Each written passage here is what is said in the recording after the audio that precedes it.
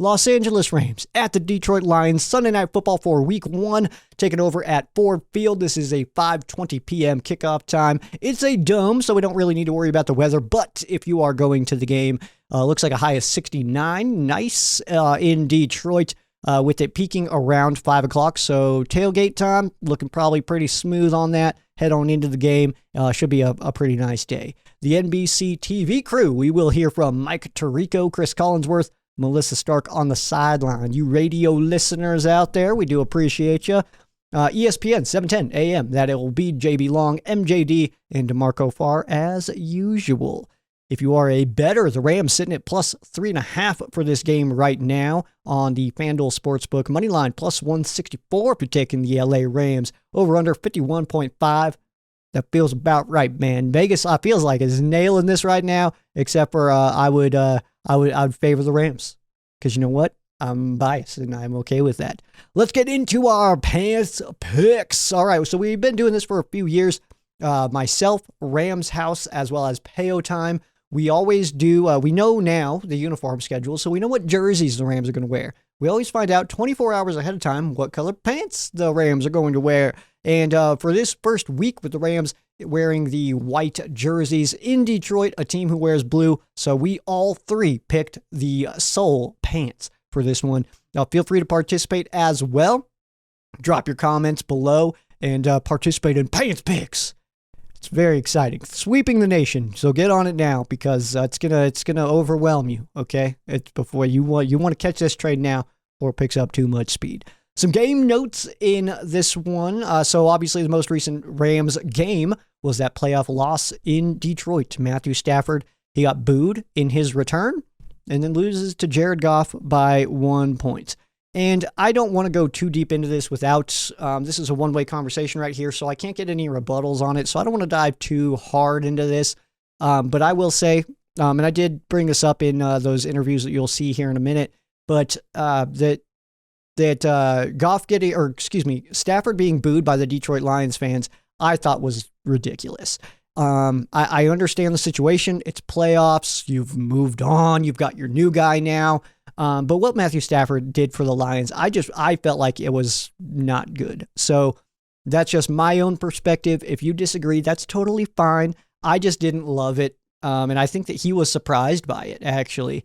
And, you know, Kelly Stafford's not going to the game. And I think it really is one of those things. And I know, you'll hear from Kurt Steele a little bit later, who kind of mentions yeah, but he's gone now. So after he retires, he'll be good. And I think that the Detroit Lions fan base just burned that in the playoff game. I think that there's got to be a certain level of class and sportsmanship, no matter what the situation is. I don't care. It's your first home playoff game in 32 years. You don't boo the guy that brought you into some kind of relevance. I know that most of those teams were bad, but he's the best quarterback that team has ever had. Still to this day, don't try to tell me Goff is better. He's not. So I just felt like that was a little bit weird. That'd be like if, somebody like Isaac Bruce, who ended his career with the 49ers, if he showed up and we're like, boo, get out of here. Like, no, that's ridiculous. That guy was amazing for us. And rivalries aside, that's the person there, the human being that you supported and supported you for so long.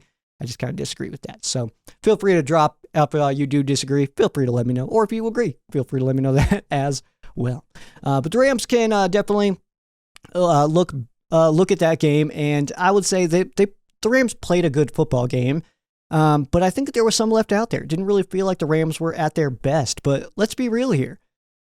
The football gods were not going to let the Rams win that game. The Detroit Lions, first home playoff game in 32 years, going against their former quarterback with the guy who feels like he's been burned by that other franchise and Jared Goff. Of course, the football gods gave them the nod on that one. They were never a Super Bowl team. I think that they were very, very good. But, I mean, the two teams that were in the Super Bowl are better, and I think a lot of AFC teams are better. That's all kind of beside the point. I'm not just trying to trash the Lions, I promise. But I will say that, like, that game, it did just feel like the football gods were just not going to let the Rams win that game. We were going to lose it, which makes me feel like this game could go in favor. If football gods are, having their hand in this one, kind of feels like the Rams win this one, but maybe meet up again later in the playoffs. So we'll kind of see, all right? But either way, a former quarterback, against it happened. What happened, whatever. Now we turn the page, though, And this team that the Rams will be going against, let's be honest here a little bit. As Rams fans, let's be a little bit vulnerable with ourselves here a little bit and kind of project that onto the Detroit Lions. So I think that this could be a bit of a dud year for the Detroit Lions. And I don't say that to say that they're going to be a bad football team, that I think that they're going to miss the playoffs and all that stuff. I'm not saying that. I just do think that it's possible that they take a step back this year. And that is for one very specific, well, two reasons, one very specific reason. Two is, as a Rams fan, we kind of look at the 2 seasons after making a Super Bowl appearance, which was obviously the 2018 season, 2021 season. 19 season, kind of a dud. Did okay, but didn't make the playoffs. 22 season was a disaster. Got, of course, just wrecked by injuries, but we know that can happen, and anything can happen. The 2019 Rams they were not a bad football team, but the way that it kind of worked, they just weren't playing as well as we knew they could. It's not impossible. You know what I mean? So now, not that the Lions are going to be, like I said, bad. They're not going to be, I think, just like a terrible team fighting for a top 5 pick or anything like that. And I want to make this be known that this is a Joe opinion, okay? This is the opinions shared on Ram Showcase. They're not representative. I'm the only one here, so they are representative, actually. So I don't know where I was going with that example, but the fact that the Lions, though, my other reason, they had an extremely emotional playoff run. All right? So you have the first home playoff game. We've mentioned that a bunch of times in so many years. The first time since second time since I've been alive, I think. And then you have, you go against your division rival in the Green Bay Packers, and their up-and-coming quarterback, he, throws a pick to end the game, and you kind of go on from there. Then you go into the NFC Championship game where you let Kyle Shanahan, of all people, come back on you. Kyle Shanahan's known for blowing leads, not coming back from being, I think, 18 points down? So I think that you kind of look at that just emotional run of the Detroit Lions in the playoffs last year. And I do think that needs to be considered, that it is absolutely possible that this team takes a bit of a step back. Also, with the Lions going to the NFC Championship game, that is the most, we have an extra regular season game, and they went further than they ever have. So that is the longest season this team has ever had as well. So could they take a step back? I absolutely think so. And that no one will really see it coming. Like that, the Lions are one of those teams that could be the fall-off team, while a team like Washington, who I'm actually kind of high on this year, kind of rises up out of nowhere, seemingly. Even though you bring in like a Bobby Wagner, Austin Eckler, you bring in talent and a new coach, things should kind of be in the right direction, you know what I mean? But, and to be fair, I could absolutely be wrong. The Detroit Lions could be awesome this year, all right? Could be wrong. Dan Campbell, a bit of a different animal. He is not like most head coaches, all right? So that's got to be considered. This Lions team also just has a bit of a different attitude than most NFL teams as well. So yeah, they could be the exception to all of this, where it doesn't matter how emotional things get the year previous, they're going to come in ready to work in week 1. But can we just admit that it's not impossible? That's all I ask for Lions fans, to admit that it's not impossible that the Lions do take a bit of a step back from where they were at last year. That's all.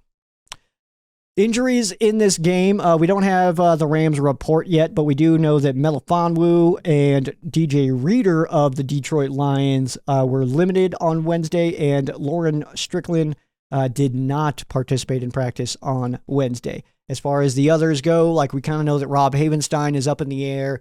We know that Puka Nacua should be good to go, but we're kind of just keeping our eyes on that. When I record on Wednesdays, it's always a little bit difficult to tell the future of what the injuries will look like. It's just a little bit too early to really tell. So just keep your eyes on the injury reports. If I see any major updates, I will let you. I'll pass that along, of course.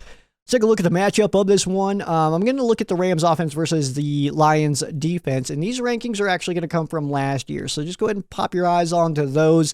Rams offense, obviously, a top 10 unit overall, almost top 10 in running. But the Detroit Lions, great against the run last year, definitely struggled though against the pass. So their revamped secondary, I don't know if we'll see them kind of kick off the season really strong or if we'll kind of see that build up. That could, though, play into the favor of the Rams on that standpoint there. So your best matchup on this one for the Rams offense versus the Lions defense, I'm going to go with the Rams tackles against Aiden Hutchinson.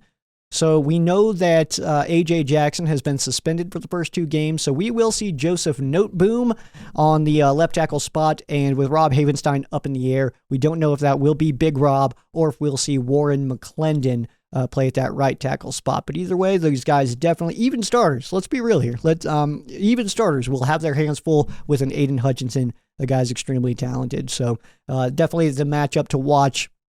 Keep your eyeballs. He's 97, right? I think he's 97. Keep your eyeballs on him and just kind of pay attention to what he's doing because that will impact the Rams' game plan depending on what he's looking like, especially in the first half. 3 to C on the Rams' offensive side. We're going to start with Kyron Williams. So Williams had an awesome season last year that ended definitely on a pretty good upswing, coming in with a legitimate backup on the bench in Blake Corum. This could be a bit of an awesome season for Kyron Williams. And I don't think there's really any reason not to think that Kyron Williams will have an awesome year, or at least start awesome. The way he ended last year as one of the best running backs in the league, we're hoping that carries over. So something to keep an eye on. Next up, tight end Colby Parkinson. Listed as the tight end 1 on the unofficial depth chart with Tyler Higbee being put on the pup. For the first 4 games, of course, we won't see Big Rig Higgs. But this is the first chance to see Parkinson in a Rams uniform, which is extremely exciting. With a lot of attention going outside to those wideouts, Colby could be an underrated piece in like the third down situation and red zone. So it's definitely somebody to keep your eyes on. Colby Parkinson, I don't think is getting enough credit as far as an offseason addition for the Rams. I think that's going to be a big one. I think we see it right away.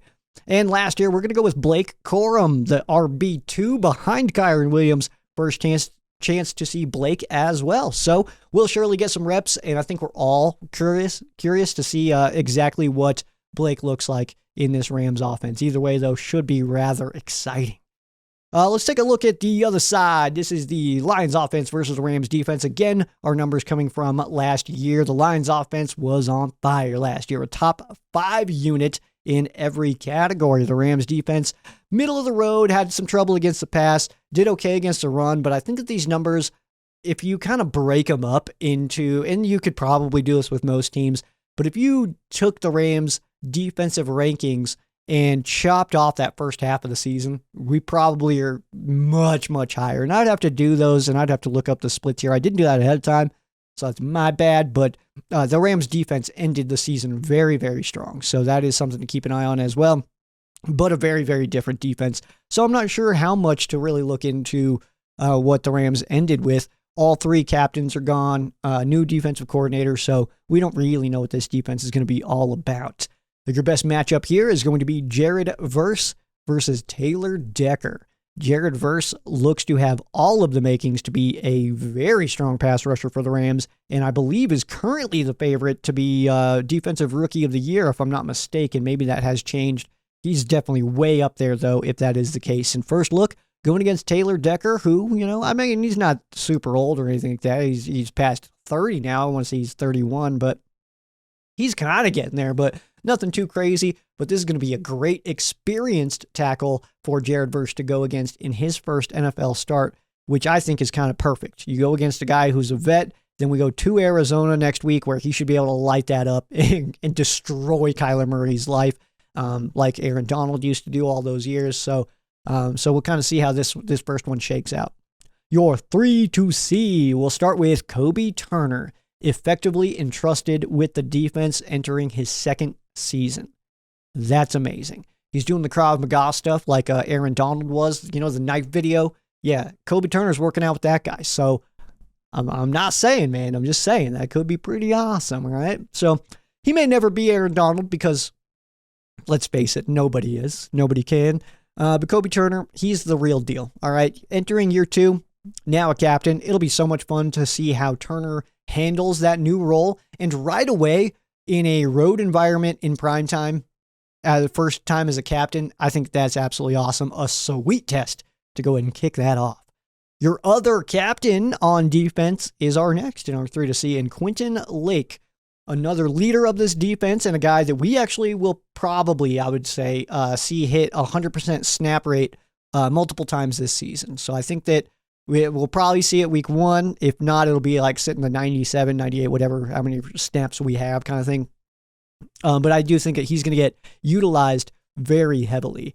He always flashed to the point where we knew he could be awesome, but this is it. This is his chance, man. I think Rams fans all kind of know it's like, yeah, he's got skills, but we just don't see him that often. So what gives, man? So this year, we'll get a very good look at Quentin Lake, which is going to be very exciting because I think Quentin Lake is even underrated by Rams fans. I like Quentin Lake a lot. He's been voted captain by his teammates, which is absolutely awesome, of course. And I would say a breakout player selection has never been easier for me to pick. Quentin Lake is my breakout candidate, and I think that's so easy. Almost too easy where I feel bad about it, but I also feel like Quentin Lake's going to have an awesome year. So there's that. And our last on the 3 to see, we kind of already talked about him, but Jared Verse. First chance to see Verse, and really all Rams fans have seen is like the public practice stuff. We had a couple of videos of Verse making some Cowboys try to remember what their degrees are in, trying to be like, oh man, I may not be doing this here in a few weeks. So what was that? Like, what was I doing? Getting their resumes ready and stuff. But really, first chance to see Verse legitimately. The Rams' first round pick since Jared Goff in 2016. We're going to see him touch the field finally. But in fairness, the last time we put a Jared first round pick onto the field, the Miami Dolphins smoked that Jared. So hopefully this is a better first start for this Jared first round pick. Let's dive into some connections on this matchup here. So former Rams that were on the Lions, there is only the one player. We're down to one. That is Jared Goff. Of course, so Brad Holmes was with the Rams for like, was it 19 years? Maybe it was about there, 19, 20 years. That Brad Holmes was with the Rams. He ended as the director of player scouting and then is now the GM of the Detroit Lions. And I would say doing a great job, but that is it for as far as players. Former Lions on the Rams. Of course, Matthew Stafford spent a good chunk of time in Detroit. Jonah Jackson coming over for the first time will be donning the horns. And then Aubrey Pleasant was coaching there in 21 and 22. Some other connections in this one. We have Demarcus Robinson did play in Baltimore with the Ravens with Kevin Zeitler. That happened in 2022. College connections here. Jonah Jackson played at Ohio State with Jameson Williams. That happened in 2019. Demarcus Robinson, another one here. He played at Florida with Alex Anzalone. Kyron Williams played at Notre Dame with Brock Wright and Brandon Joseph. Blake Corum played in Michigan with Aiden Hutchinson. That was both in 2020 and 2021. Rob Havenstein, Big Rob, played at Wisco with Kevin Zeitler. That was 2010 to 2011. And Jacob Hummel played at Iowa State with David Montgomery. And our final one, Byron Young and Jalen McCullough, the undrafted secondary player that stuck around this year as a rookie. They played at Tennessee with Hendon Hooker as their quarterback for 3 seasons. They all played together. That was 21, 22, and 23. Take a look at some milestones as we enter this season. So we'll kind of dive in, as the season goes on, we'll kind of be keeping our eyes on these. So this is something that we'll watch all year. But some that we hit last year, we had Matthew Stafford becoming the 5th all-time passing touchdowns leader in franchise history and 11th all-time in passing touchdowns in NFL history. So almost top 10, Matthew. We're getting there, dude. Big Rig Higgs is now 14th all-time in receiving yards in Rams history, 9th all-time in receptions in franchise history, 15th all-time in receiving touchdowns in franchise history. All those numbers won as far as tight ends go, though. Cooper Kupp became he got 4th all-time receiving touchdowns in franchise history, and he did become number 1 all-time in franchise history in postseason receptions. So hopefully we can increase that number this year. And Big Rob Havenstein, he's 12th all-time now in starts in Rams history. Puka Nacua, you know damn well what Puka Nacua did last year. John Johnson, 8th all-time in tackles in franchise history, 12th all-time in solo tackles in franchise history. Some that we're kind of keeping our eyes on as the season does get underway here, though. Sean McVay needs just 3 wins to become the winningest coach in Rams history. He currently has 77, and the record sitting at 79. Robinson did coach 9 seasons, though, for the Rams. McVay is in season 8, so definitely pretty solid there. And so I'll say this as well. Sean McVay does need 3 wins to become the winningest coach in franchise history. The Rams' third game is their home opener hosting the San Francisco 49ers. I'm not saying, I'm just saying. You know what I mean? Cooper Kupp, he needs just 1 point to pass Matt Gay for 16th in points in franchise history. Matt Gay, man. I mean, obviously kickers, they kind of rack them up. You know what I mean? We've got Jeff Wilkins and Greg Zuerlein is 1 and 2, and I know Lansford is right there as well. So I want to say he's 3.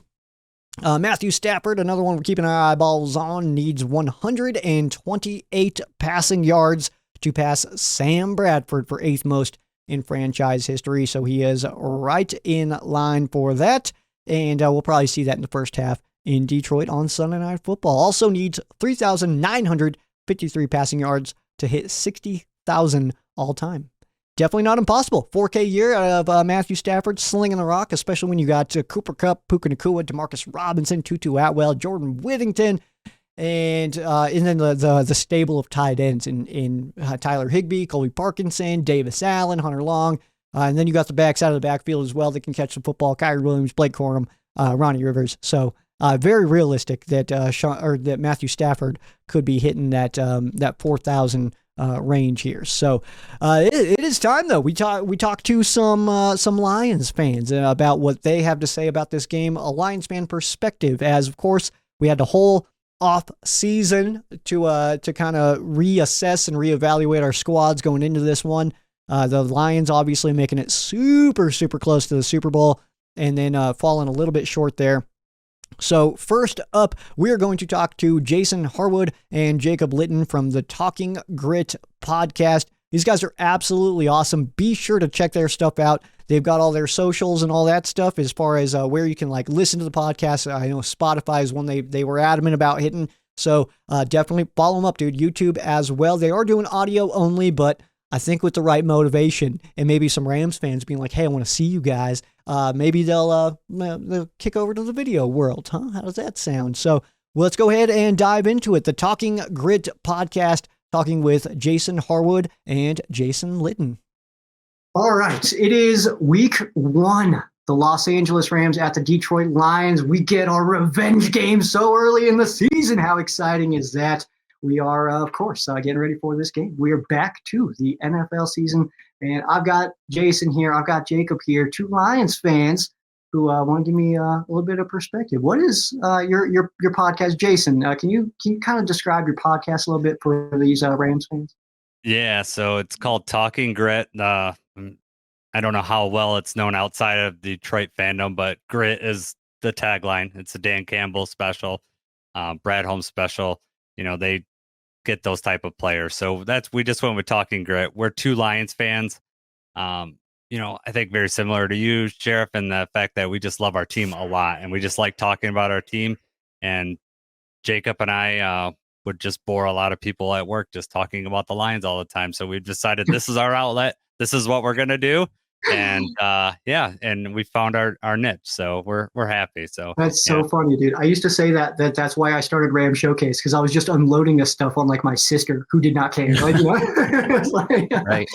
That's awesome, man. So let's go ahead and talk about it, man. Week 1, Rams at Lions. So obviously there's a lot of moving pieces to this. We know the superstars. We know you've got Jared Goff. We know you've got Aiden. We know you got St. Brown. Is there anybody on the offensive side that you would say, we'll start with Jacob here, is underrated as far as you don't think Rams fans are giving this player enough credit who might kind of ruin this game? It's kind of interesting because he is a national name. If you're looking at fantasy draft boards and things alike, he's kind of towards the end of that. But that's going to be Jameson Williams, someone that was high profile, but kind of has been sitting in the back. He's had injury problems. He had a suspension he's been going through. He really came on last year, especially towards the end. He had a really good showing in that NFC Championship game, and he had a really good training camp. So that's somebody that we have high hopes for this year. I think he's really gonna turn some heads and really showcase the ability that he has. And he is the 2 behind St. Brown, correct? Correct. Yep, he's our number 2 guy right now. Okay, who's 3? So as of right now, our number 3 is Kalif Raymond. Okay. That was kind of an interesting training camp battle that we had. A couple of the taller, like X kind of receivers. None of them really panned out for us so far. We did pick up Tim Patrick, who was cut from the Broncos. Right now, he's on the practice squad with the intent to play, hopefully, in the next couple weeks here. But as of right now, you've got Amon-Ra, obviously. J-Mo is going to be number 2. Kalif Raymond is going to be your 3rd target.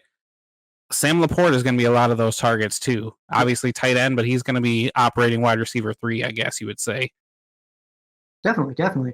All right, and Jason, on the defensive side, is there anybody on that side of the ball that is just kind of like that? Like same exact question that maybe Rams fans aren't considering this guy because he's not Aiden. You know what I mean? Like, is there anybody that sticks out? So it's actually on the other side of Aiden. I'm going to say Marcus Davenport. Former first-round pick of the Saints. Didn't play. He hasn't. He's had an injury problem, but he's healthy now. Every day, the Lions' offensive line is one of the tops in the league. At least that's a national perspective, I would say. And so this defensive line, they're saying Marcus Davenport is one of the best bull rushes that they've seen. And so our feeling is Aiden's just always working really hard. We've needed a bookend for him, and we're hoping that Marcus Davenport can provide that bookend. So I think that, and we don't know about DJ Reader. DJ Reader's a wild card right now. As far as injury risk, we know what kind of player he's going to be in the interior defensive line. We just don't know. He's coming off an injury last year. He is off the PUP list. He could be active. He is practicing, but he didn't practice until this last week. So we don't know if he's going to play. So those 2 guys are, where, they're not the Aiden Hutchinson. They're not the Liam McNeil, but they're guys that can, we're going to need to perform to, keep your guys' running game in check and, not give Stafford too much time because we know what he can do with a lot of time.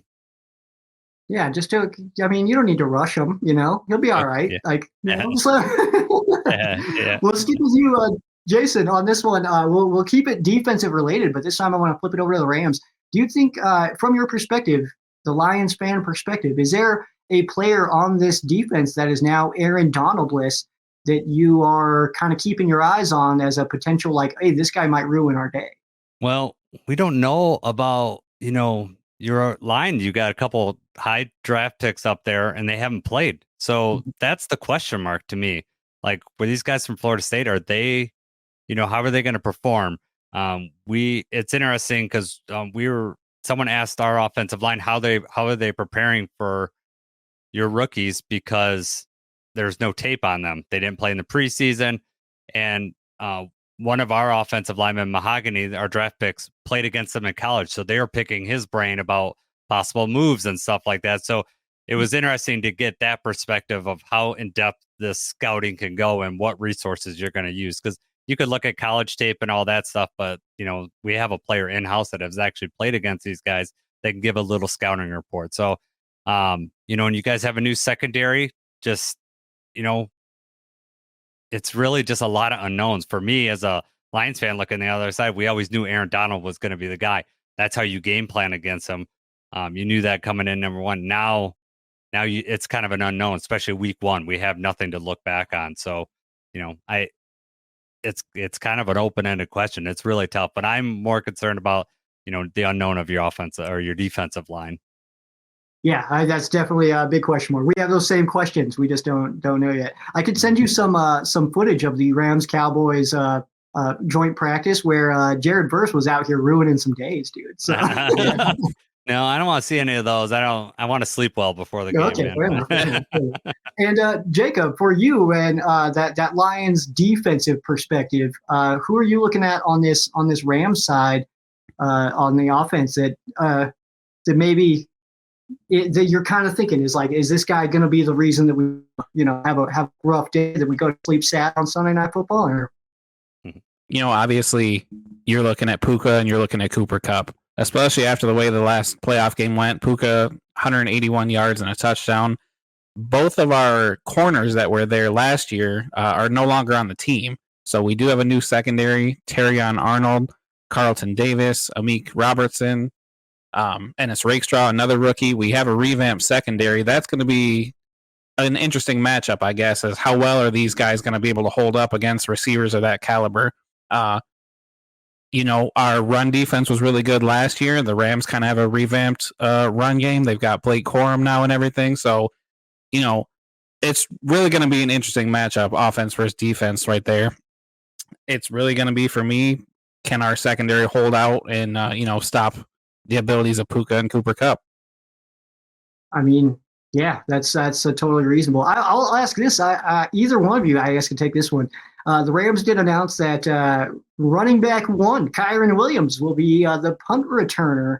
I know that the Rams fan base is totally kind of split on this. I'm on the side of this is awesome because Kyren Williams, I think, is electric. I think that the thought process of going to, he's our punt returner, what if he gets hurt, I think is real pessimistic. So I don't really subscribe to that. But how would you guys feel if your RB1 was put back as a punt returner? We've actually talked about that. That's actually come up before as far as like the new kickoff rule and the punt and everything. You want to get the ball in your best player's hands. And a lot of times, your running back's one of those, shifty electric guys that's going to be able to break one off.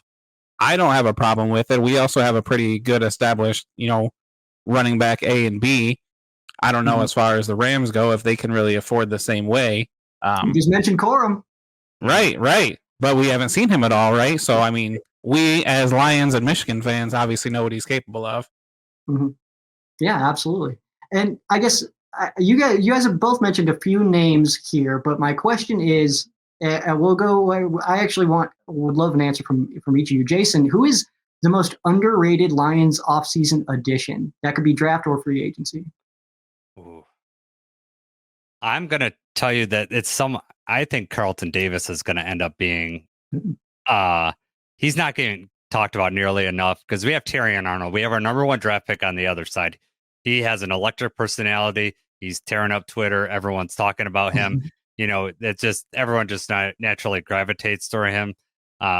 Carlton Davis, we lacked a good man coverage cornerback last year, and I think that he excels in that particular position.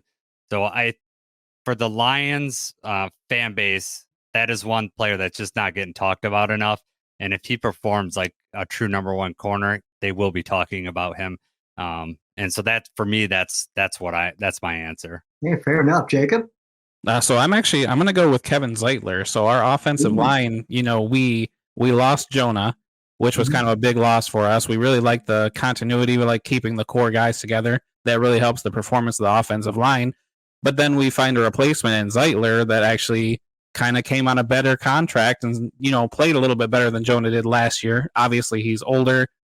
Time will tell as far as that's going to go. But I think that was kind of really under the radar that he was able to slot in right where Jonah left and just, keep the strong offensive line going. Hey, there's a lot of pieces of that Detroit Lions squad that is daunting to look at, especially when you're trying to go against them in week one when we don't know how either of these squads are really going to look, especially early in the season. I fully anticipate that this week one game with the Rams and Lions, these will be two very different teams come postseason time, and hopefully we get this matchup not just once this season, but another rematch in the playoffs as well. Final question, where the heck do we listen to you? You can find us on Spotify, find us on Apple Podcasts, pretty much everywhere that there's podcasts. You can find us. We're on YouTube too, just audio only right now. Jacob's too pretty for video, so we're trying to keep the girls down. So we're just audio only right now. I'm getting distracted by breaking cameras, jersey, dude. That jersey's it's awesome, man. Maybe we'll see these against the Rams. Which one is that? Is that Hutchinson? This is Hutch. Yep. Okay, I got you. I'll tell you this, man. Kurt Steele was on here. He had that same exact jersey, but in a Sewell. Yeah, right. you guys Hey, are we love representing these. big. I love that, man. Yeah. So, Yeah. hey, Those jerseys Jason, are called Motor City Muscle. dude, That's I what they're love that, called. man. Those Yeah. helmets, that helmet. Yeah, is right, sick, right. dude. It's so sick. Yeah. Hopefully we do see them, man. I wouldn't be mad. Yeah, right. That'd be cool, man. See them week 1. Yeah. Hey, guys, Jason, Jacob, man, thank you so much for taking some time and chatting with me. Give us a little bit of that Lions perspective. Talking Grit podcast. Definitely go check it out. And hey, you can listen to my interview on there if nothing else, but also dive into their other stuff, man. Great guys. Thank you guys so much. Thank Yeah, you. you're welcome. Thank you for having us. Definitely an awesome conversation with those two. Great guys, man. Super fun conversation. And I also did an interview on their channel, their show. If you want to check that out as well, I'll share all the links below so you can check out what they were asking me, a bit of the Rams perspective from the for the Lions fans, so you can let them know if I missed something or if you need to add something to that. Go ahead and do it up. But that was not our only conversation, as we also talked with Kurt Steele, a man that I graduated college with.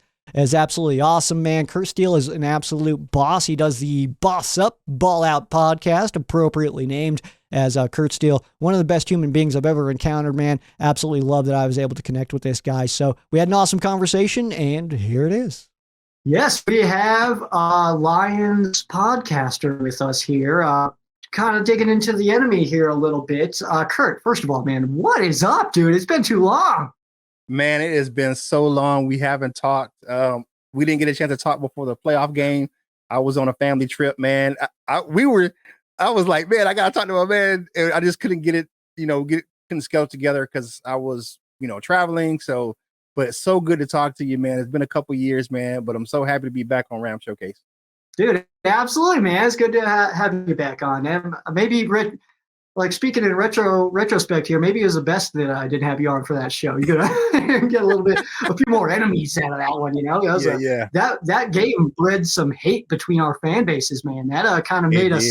That game alone, man, it made the Rams and Lions rivals. That was rather exciting. Do you feel that on your guys' side as well?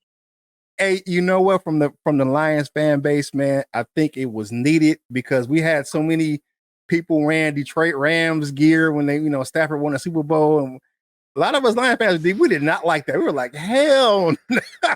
So yeah. I think it was kind of needed to kind of like, because competition breeds rivalries, and I think it's a healthy competition between the players. There's no disrespect or no love lost. Yeah. I think it was kind of bred even before that. It was starting in that when we visited you guys in 2021 and 2021 when my man Penei Sewell was not backing down from Aaron Donald. He was like, hell no, man, get out of my face. So love to see it, man. It's one of those things, man. But I love the competition. I don't think we really hate the Rams. I don't think that. I just think it was the whole coming back in the forward field for Matthew Stafford. We were going to give him the most hostile environment possible. We're not going to let the prodigal son coming back into our house and get a game and stop our journey on the playoffs. So hey, that's totally fair, man. Yeah. So but a lot of us Lions fans still have love for Matthew Stafford. You know what I'm saying? We just not going to root for him anymore. Could have fooled me, dude. All those boos raining down. Yeah, for real. But I will say this, man. I still have some Lions jerseys hanging up in my closet. I'm not going to break them out just because of the fact my quarterback is number 16 now. I'll say this, man, because you say you don't hate the Rams. I'll say I don't hate the Lions. But if we did a poll of Rams fans, I'm thinking 75 to 80% say they hate the Lions right now, man. I think it was bet on that game, which means this game going into week 1, man, that is the best timing for it. I said all offseason, I was like, I want that game week 1, Sunday Night Football, and we got it, dude, which is crazy to me. Yeah, it's going to be good. We're going into this game, obviously. Mm-hmm. This was our most recent game, not your most recent, right. But it was our most recent game coming into this one. But it's a new season, man. That game doesn't mean anything anymore. You can throw that one out, man. It's over. It doesn't matter. There's nothing we can change. You know what? Because nobody won the Super Bowl. We didn't win it. You guys didn't win it. So, yeah. Exactly, man. So there's also been some changes, man. So I wanted to ask from the Lions' perspective here, because we'd actually brought it up in a text thread, and this is where I wanted to I stopped responding because I was like, this is actually good content, man. It's like we can't have this conversation in text. This is good stuff. So that we're both kind of overlooking each other. Like Rams fans are looking at the Lions thinking like, oh, we should win this game. While the Lions fans are thinking the same way, man. So what is it about the Rams that you're thinking like, oh yeah, no, this is cake. We got this. I think for us, we're looking at what we have versus some of the turnover and some of the issues, the early issues. I think it would have been a closer. I think Lions fans will probably think it would be a closer matchup if you guys didn't have the issues that you're having right now on your, like say, your offensive line, and then all the turnover on your defensive line, where we're kind of bringing back as far on offense. We only have one new starter, and that's Kevin Zeitler. All the rest of the guys, have started or had integral parts in the offense last season. So, and then you look at the defensive side of the ball. We have a brand new secondary, so that's one thing. We want to improve that. But as far as how our front sevens played last year, second in the league in run defense. So we're going to continue that, and then we added a big behemoth of a man called DJ Reader to go with an already stout guy like Aleem McNeil, and of course we talking about Hutch, man, who would definitely wreak havoc all over. Adding a guy like Marcus Davenport, man, we're confident in what we have, and we're looking at the matchup like we match up good with these guys, but they have some holes so that we can exploit. Now you guys have some things that you can exploit on us as well, and that's probably what you guys are thinking. Like you guys are like, hey man, we played these guys and we weren't our best, and we played them within 1 point in a playoff game. So it's exactly one of those things. From the Rams' perspective, we feel like we left points off the board and we didn't play our best football game and lost by 1. So, real fast, is Zeitler, that was your only new starter. That's replacing Jonah Jackson, correct? Well, not actually really, because Jonah Jackson played left guard. Mm-hmm. Kevin Zeitler plays right guard, and what it did was it shifted our right guard to left guard, which he can play anywhere, which is Graham Glasgow. He plays both guard positions and center, so he's our backup center. So he can play anywhere. That's a chip off the Rams block. Brad Holmes doing some stuff, man. That's what the Rams do as well. And he was a former line who left and went to Denver for a couple of years and came back and revitalized his career in Detroit and playing with Frank Ragnow, who's one of the best centers in the league, playing with quote unquote probably one of the best right tackles in the league. I think he's the best right tackle, and he's rivaling Trent Williams for best tackle in the league. Is Penei Sewell, man? Penei Sewell is the heartbeat of the offensive line. Frank Ragnow is the engine that runs it because he's the captain and he gets everybody lined up. But as far as being the heart and soul of that offensive line and being that voice, that motivating factor, it's Penei Sewell because he's just nasty, man. So I guess like from the Lions' perspective, you kind of talk about that offense a little bit, man. What is somebody that the Rams fans, who is a player that Rams fans are not thinking about in this game that you think will have a big performance as far as like an underrated guy on that Lions offense? Man, I'm going to say a name that most Lions fans are going to be like, huh? But Rams fans are going to be like, oh no, if this guy has a good game, and it's our second string tight end, Brock Wright. Now, he is the best blocking tight end on the roster, but he's sneaky good in the passing game.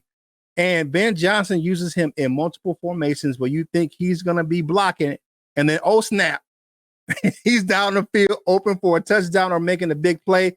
I know McVay does some of those similar things with some of his personnel where you think it's one a set where it's maybe a run set. And next thing you know, it's a pass play. Ben Johnson's kind of that same type of creative play caller where, he just puts personnel on the field and all of a sudden it's something different. Like we'd had a play against the Rams and against the Chargers last year when we visited that SoFi Stadium where Brock Wright just snuck down the middle of the field for a touchdown and everybody thought it was a run play. So, he's a guy, he's sneaky good. He has deceptive speed and he's healthy and he's a big part of the offense when he's healthy in the lineup. Not as big as Laporta because Laporta is, well, you said underrated. So Brock Wright he's an underrated piece for that offense.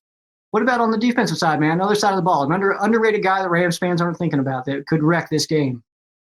Now, the underrated guy plays opposite of Aiden Hutchinson. That's defensive end Marcus Davenport. Hasn't played a lot in the last few seasons because he's been hurt. But when he's fully healthy, he's a big presence on that defensive line, and he will definitely cause havoc. He has one of the best bull rushes in the NFL. Like I said, he's been hurt for the last couple of years. His best years came when he played in New Orleans with Dan Campbell and Aaron Glenn, who are now our head coach and our defensive coordinator. So his best years were with those guys in New Orleans, and they're looking to unlock that potential once again in Detroit. Fair enough, man. So I guess kind of the flip side there is the Lions fans who are maybe looking at this matchup here, and I know that there's some confidence being, like we talked about on both sides here, but is there anybody that in particular that on offense and defense that Lions fans are kind of looking on the Rams roster saying like, oh, this guy might be a problem, man. So are there those guys? You already know who it is. It is Puka Nacua, man. I think that dude is still in the end zone. He was ran all over Ford Field last time he was here in the playoff game, man. He is definitely a monster, and he is a freak of nature. Tough to cover, tough to bring down. Great route runner, especially to be a young player that he is. So that's the guy, and he makes it a point to be professional, and he went into the season where he's with Matthew Stafford, he's with Cooper Kupp, he's making sure that he's in there learning, and that for me is a great thing to see that young player do that. But he is a matchup nightmare for any secondary, especially the Lions, who have a secondary. Like we spoke on my show a little while ago, we're talking about guys who haven't played together, and that's the Lions secondary. Absolutely, man. So on defense, is there like somebody that Goff might be, staring down that you think could be a bit of a game wrecker? It's a very new look defense for the Rams. A lot of different guys, new defensive coordinator and no captains from last year returning. So is there those guys sticking out to you? Anybody?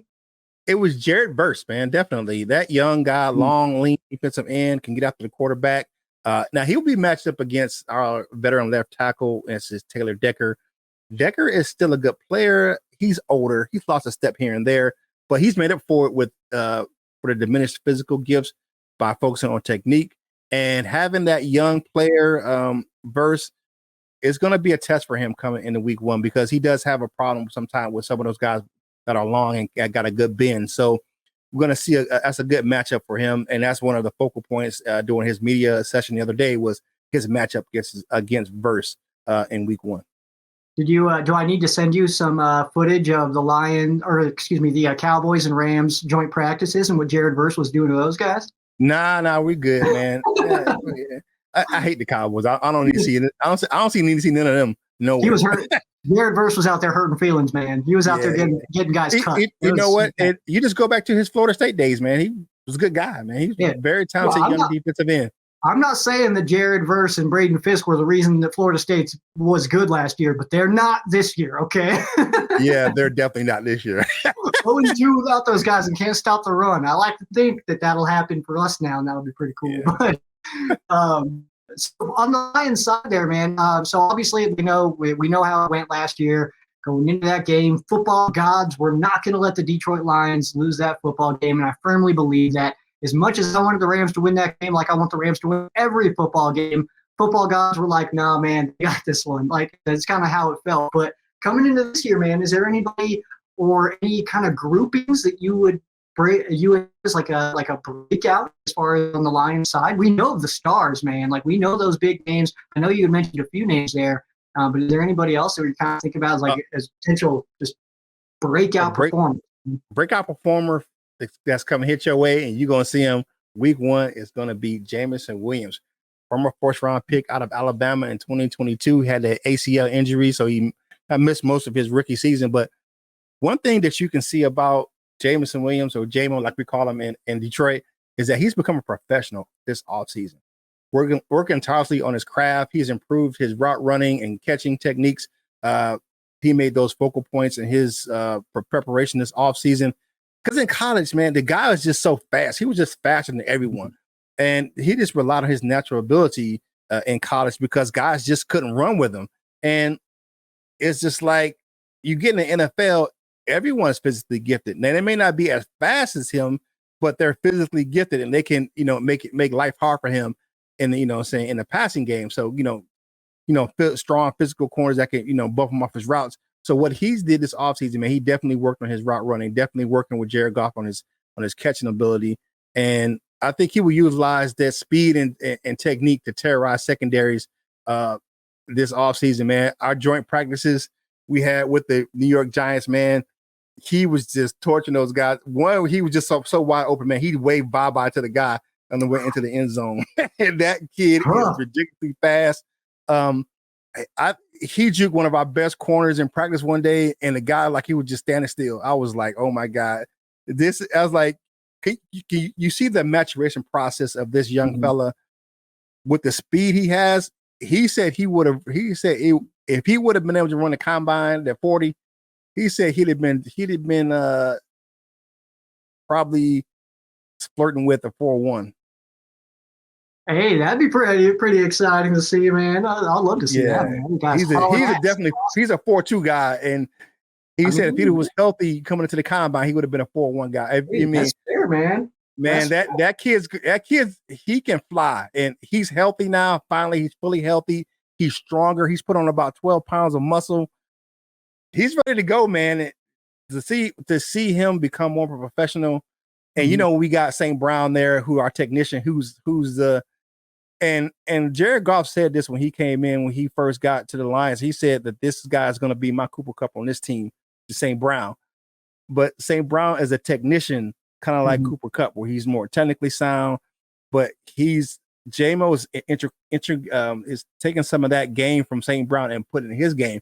So you have a technical guy who's fast, man, that's going to be a nightmare. I love it, man. Either way, man, we got a great matchup week 1. The way that playoff game went, man, wild card at Stafford Field last year, going back into week 1, man, getting this game right away, I think is exactly what I wanted. I wanted Detroit right away. Now, I wanted Detroit immediately after that game. It was like, let's go again, man. It's like, because I feel like we're better than that, So I'm excited for it, man. We got a hell of a matchup. Both of our teams looking like this could be a NFC Championship preview game, man. So both squads looking real strong right now. So I'm not going to do score predictions, dude. I think the Rams are going to win. You think the Lions are going to win, right? Yep, of course. Yeah, exactly. So what gives, man? We don't need to do we don't take score predictions, man. And I would say this, man. And I told my fan base this, and I've always mentioned you. When it came to Jared Goff, you were like, be patient with this guy because Jared Goff's a winner. He's stronger than what you think he is. He's more durable, and he's a guy who's mentally tough. And I just think that the difference between Jared Goff in LA and the difference between Jared Goff in Detroit is that he has command of the offense here in Detroit. Like, this is his offense. Ben Johnson's trusted him. He checking the line, everything runs through Jared Goff, and he has this offense humming. And I just don't think he had that. I don't think Sean McVay trusted him like that. You're absolutely right. Did you hear what Aaron Donald said about Jared Goff? What is that? No, what did he say? Said that Jared Goff is that guy. He always has been that guy. But the Rams were ready to win right now and weren't willing to wait for Jared Goff to get that last little bit of progression that he needed to become that quarterback. So the trade, I think, again, I've said it until I'm blue in the face, dude. I've said it a billion times. Both teams won. Matthew Stafford comes over, he gets his ring, and Detroit is the perfect spot for Jared Goff, man. So I think that both teams won. We needed to change it in 2021. Jared Goff was not going to win us a Super Bowl in 2021. Maybe he would have this year or last year or something like that, but he wasn't that guy yet, and we had the team to do it that year. It was in SoFi Stadium for the Super Bowl. That was the year we went for it. So it seemed to work out. We got a hell of a matchup week 1. Kurt, where the hell can we find you online, dude? Definitely. You can find me at the Boss Up Ball Out podcast on YouTube. You can find me at Curtis Steele 14 on X, at Curtis Steele 14 on Facebook, with my page over there, or you can just go to kurtsteele.com. You can find me right there, man. That's my website. You can find me and all my content right there on the homepage.